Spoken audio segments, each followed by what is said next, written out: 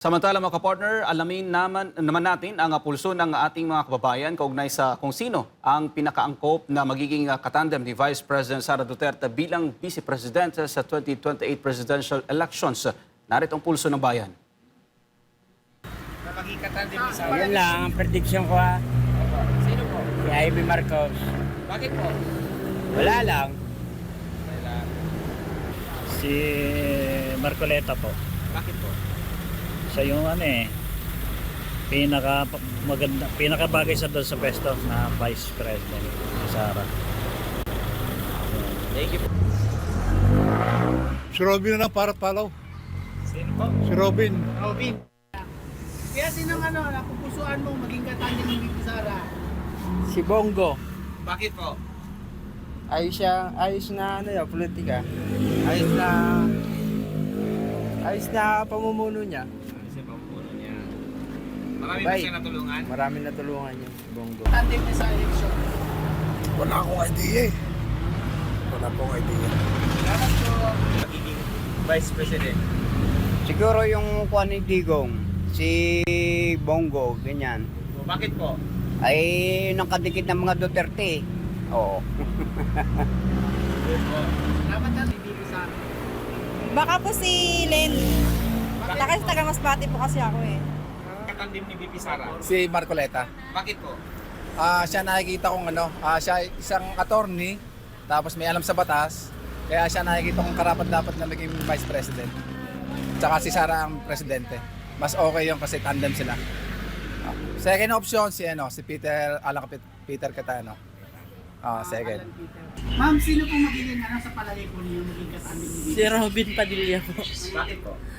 Yun yung nakikita ko sa internet. Kita niyo. Marcoleta or Robin? Siguro Marcoleta kasi yung siya ng law, di ba? Sa mga batas, magaling siya. Si Robin naman, makatao, yun lang. Ano po, sa palagay niyo po, sino ang magiging katandem ni VP Sara? Wala akong idea pero kasi sabi ni VP Sara, siya daw yung VP niya na kinukuha yung kumbaga siya yung tututok dun sa paghabol dun sa mga di ba? So feeling ko yung din yan, may alam sa batas. abogado, oo. Abogado. So baka nga si Marcoleta yung oo. Baka yun din ang akin. Thank you po. Ang gusto ko maging katandem ni VP Sara ngayong eleksyon sa mabot 2028 election ay Senator Bongo. Dahil napakarami niya na natulong ng mga Pilipino, lalong-lalo na sa malasakit lang. Saka nagpakapita rin sa taong bayan at malakas siya sa masa. Kung siya maging katandem ni VP Sara ngayong 2028, malaki ang chance na makuha nila. Sa akin, siguro ang best tandem ni VP Sara is si Bongo dahil matagal silang makakilala at saka loyal din si Bongo sa family Duterte. Matagal na rin silang magkakilala eh. Saka dito sa Davao, marami rin nakatunayan si Bongo at ang family Duterte. So ayun. Para si Bongo, para sa akin, okay siya. Mabuti siya kung para sa akin. Para walang problema. So as of now, tupay undecided pa. Diyan na may balan kung doon sana sir kung gawas na tanan niya mapamatian to ang say sa politician may mod grand please kami tay. Si si Robin Padilla.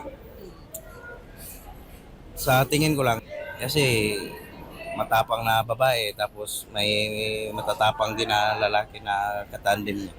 Silang Robin Padilla. Kasi Duterte kasi sila. Maganda sila mag-tandem kasi puro sila nga Duterte at saka yung kanila yung para sa Pilipinas talaga ba. Hindi corruption. Si Marcolita.